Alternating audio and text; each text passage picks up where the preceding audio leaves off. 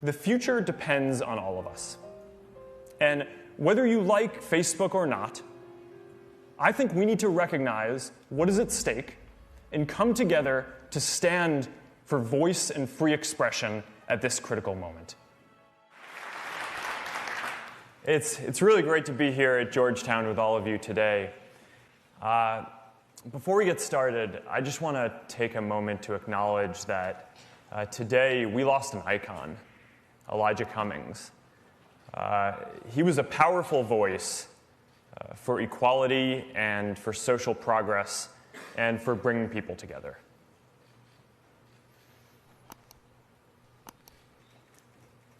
Back when I was in college, our country had just gone to war in Iraq.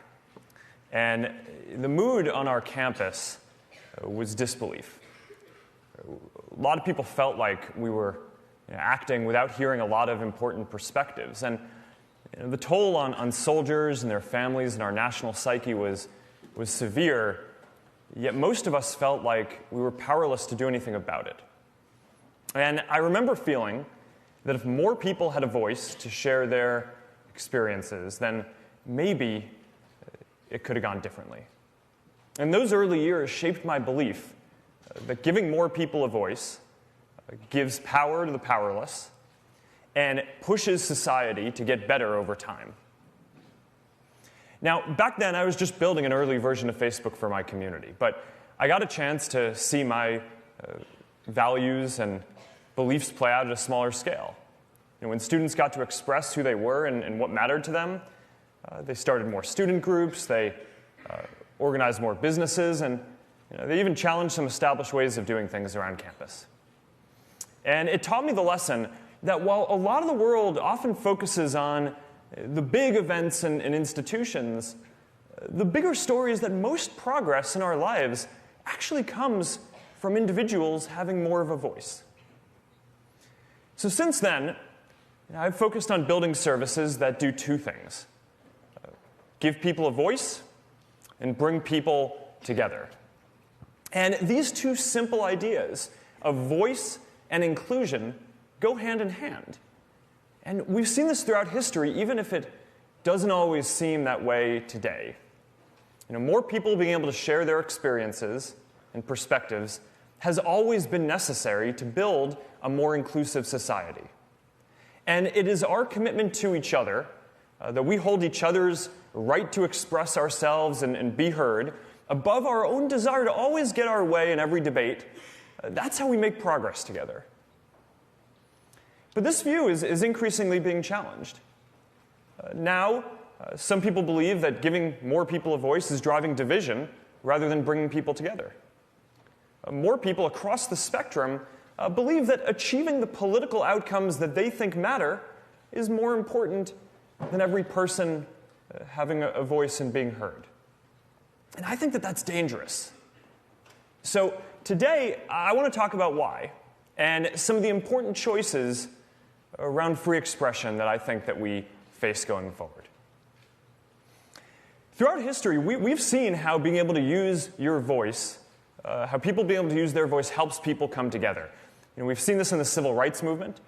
Frederick Douglass once called free expression the great moral renovator of our society. He said, "Slavery cannot tolerate free speech." Civil rights leaders argued time and again that their protests were a protected form of expression, and one noted that nearly all of the cases involving the civil rights movement were decided on First Amendment grounds. We've seen this globally too, where the ability to speak freely has been central to the fight for democracy worldwide. The most repressive societies have always restricted speech the most, and when people are finally able to speak, they often use their voice to call for change. In this year alone, people have used their voices to end multiple long-running dictatorships in northern Africa, and we're already starting to hear from people whose voices had been excluded just because they were women or because they believed in democracy. Now, our idea of free expression has become much broader over even the last 100 years. Many Americans know about the Enlightenment history and how we enshrined the First Amendment into our Constitution. but fewer know just how dramatically our cultural norms and legal protections have expanded, even in recent history. The first Supreme Court case to seriously consider free speech in the First Amendment was in 1919, Schenck versus the United States. And back then, the First Amendment only applied to the federal government, so states could, and often did, restrict your right to speak. Our ability to call out things that we felt were wrong also used to be a lot more restricted. Libel laws used to impose damages if you said something negative about someone, even if it was true. The standard then shifted, so that way it was okay as long as you could prove that your critique was true. And we didn't get the broad free speech protections that we have now until the 1960s, when the Supreme Court ruled in opinions like New York Times versus Sullivan that you can criticize public figures as long as you're not doing so with actual malice, even if what you're saying is false. So we now have significantly broader power to call out things that we feel are unjust and share our own personal experiences. We see movements like Black Lives Matter and Me Too spread and go viral on Facebook. The hashtag Black Lives Matter was actually mentioned for the first time on Facebook. And this just wouldn't have been possible in the same way before. Just 100 years back, many of the stories that people are sharing now would have been against the law to even write down. And of course, without the internet, they certainly wouldn't have reached so many people. So with Facebook today, more than 2 billion people now have a greater opportunity to express themselves and to help others. Now, while it's easy to focus on the big social movements, I think it's important to remember that most progress happens in our individual lives. It's the Air Force moms who start a Facebook group so that their children and other service members who can't come home for the holidays have a place to go. It's the church group that comes together after the hurricane to provide food and to volunteer to help rebuild. It's the small business on the corner that now has access to the same sophisticated tools that only the big guys used to have access to. So now they can get their voice out too, reach customers, create more jobs in their town, and become a social hub in their community. Progress and social cohesion come from billions of stories like this happening all around the world. People having the power to express themselves at scale is a new kind of force in the world. It is a fifth estate alongside the other power structures in our society. And people no longer have to rely on traditional gatekeepers in politics or media to make their voices heard, and that has important consequences.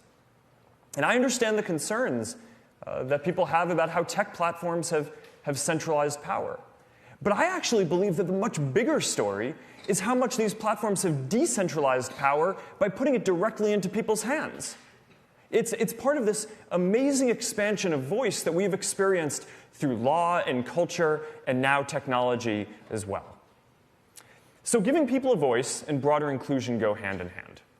And the trend has certainly been towards us getting much greater voice over time. But there's also an important counter-trend, which is that in times of social tension, our impulse is often to pull back on free expression.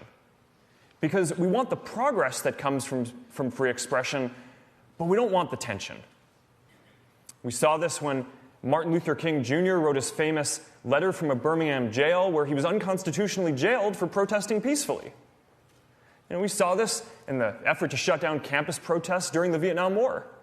We saw this way back when America was deeply polarized about its role in World War I, and the Supreme Court ruled at the time that the socialist leader Eugene Debs could be imprisoned for making an anti-war speech.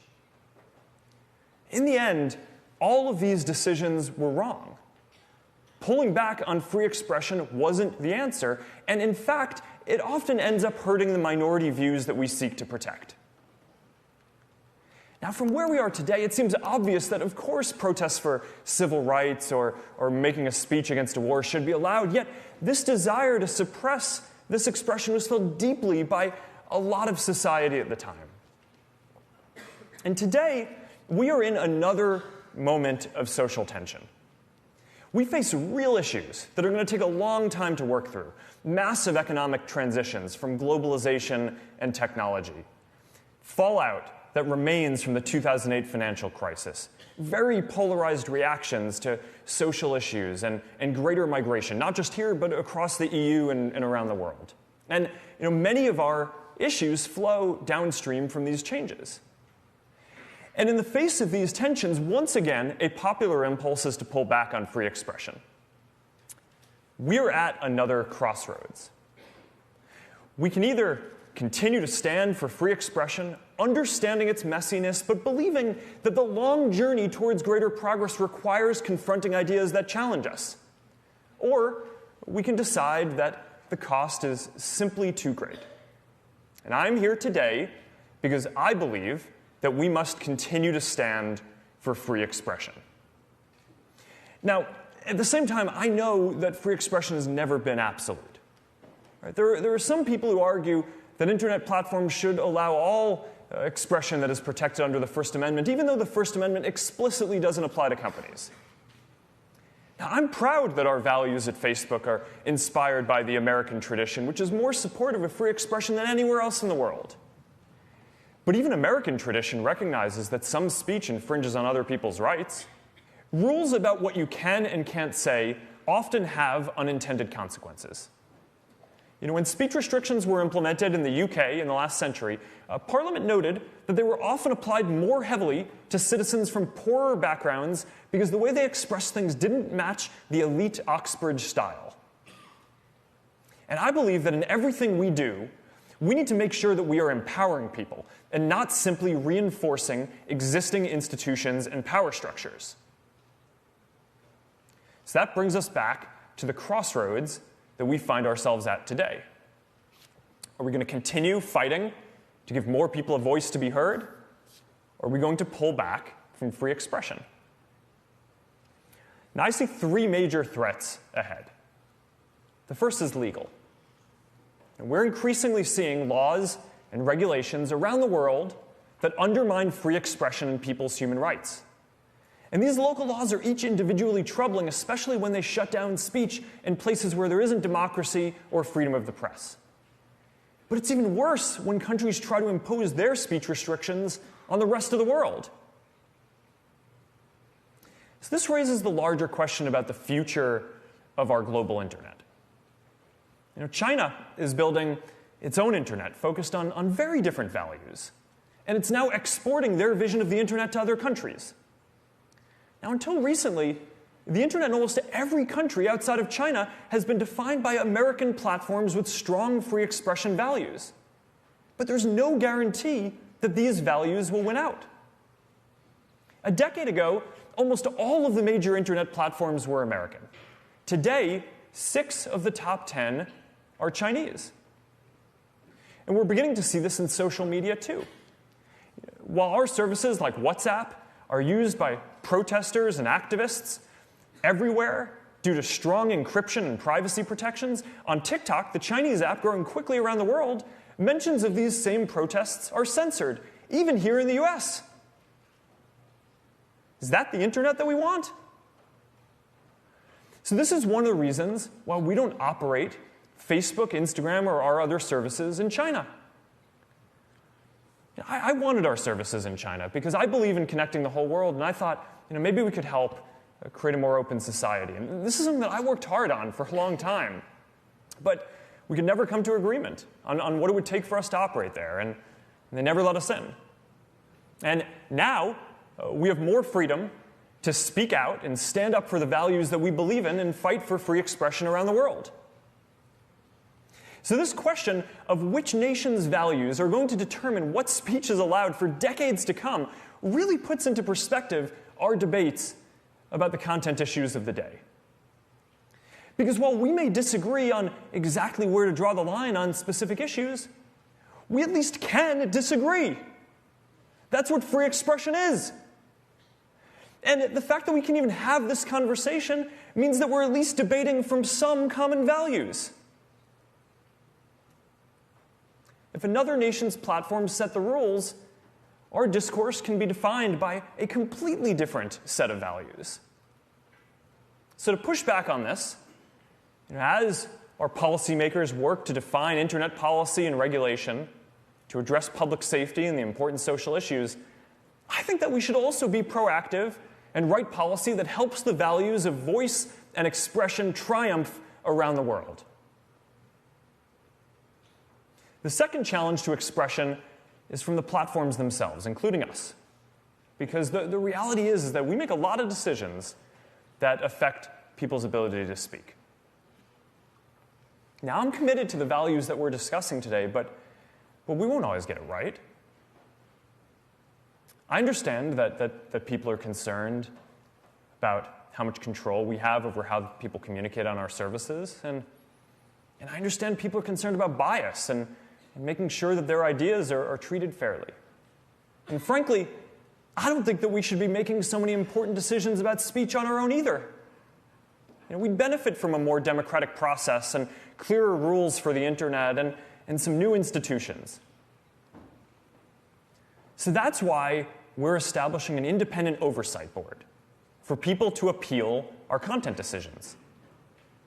The board is going to have the power to make final binding decisions about whether content stays up or comes down across our services. And these are going to be decisions that our team and I cannot overturn. And we're going to appoint members to this board who have a diversity of views and backgrounds, but who each hold free expression as a paramount value. Now, building this institution is important to me personally, because I'm not always going to be here.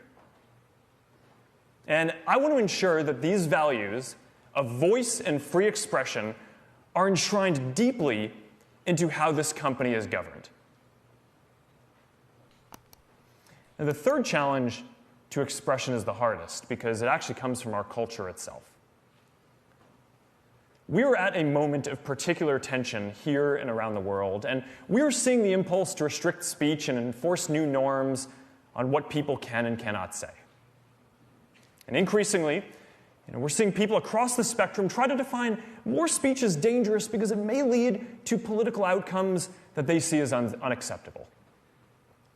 Some hold the view that since the stakes are now so high, they can no longer trust their fellow citizens with the power to communicate and to decide what to believe for themselves. I personally believe that this is more dangerous for democracy over the long term than almost any speech. Democracy depends on the idea that we hold each other's right to express ourselves and be heard above our desire to always get the outcomes that we want. You can't impose tolerance top-down.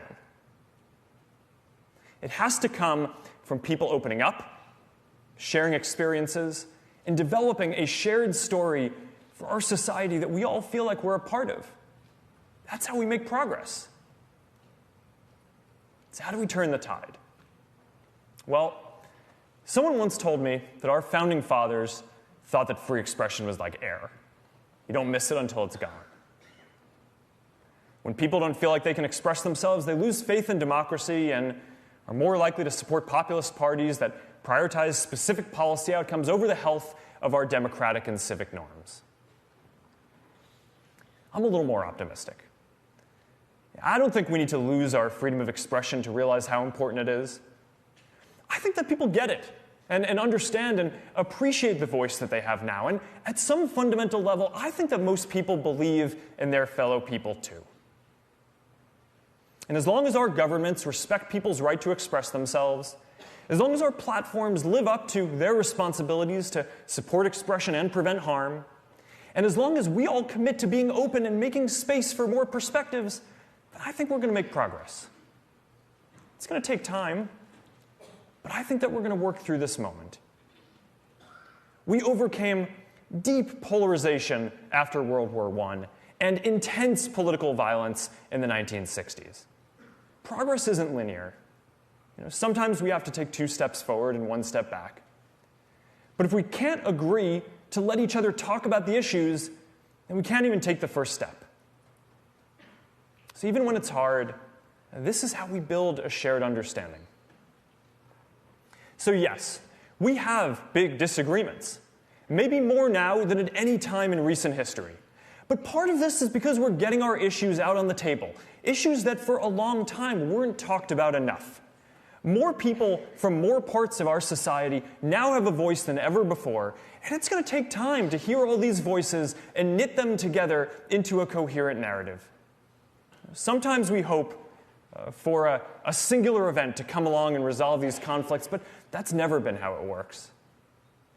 We focus on the major institutions, our government, the large companies, but the bigger story has always been regular people using their voice to take billions of individual steps forward to make all of our lives and our communities better. The future depends on all of us.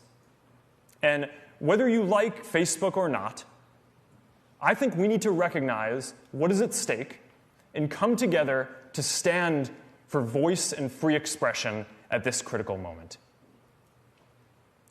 I believe in giving people a voice because at the end of the day, I believe in people. And as long as enough of us keep fighting for this, I believe that more people's voices will eventually help us work through these issues together and write a new chapter in our history where from all of our individual voices and perspectives, we can bring the world closer together. Thank you.